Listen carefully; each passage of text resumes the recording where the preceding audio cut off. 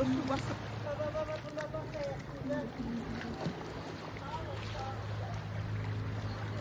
Gel görüm ay kızım gel.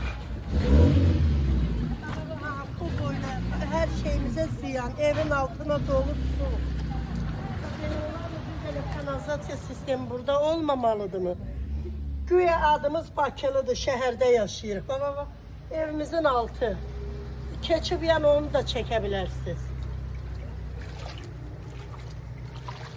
196 nömrəli məktəb. 296 nömrəli məktəbin yanı.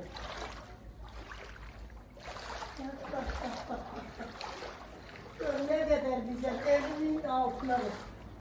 Bütün evin altına dolu. Ne kadar her şeyimiz bütün xarab oldu. Bunu.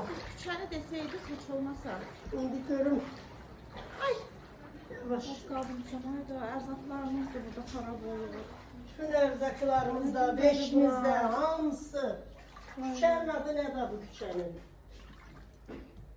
Küçənin adı nedir? Ramanı Sükülü 296 nömrəli məktəbin yanı. Elə gedir. Bütün təzə xalacenik orada, xalaceniklərimiz hamısı bütün xarab olub, hamısı. Belə yaşamaq mı olar? Bu nədir?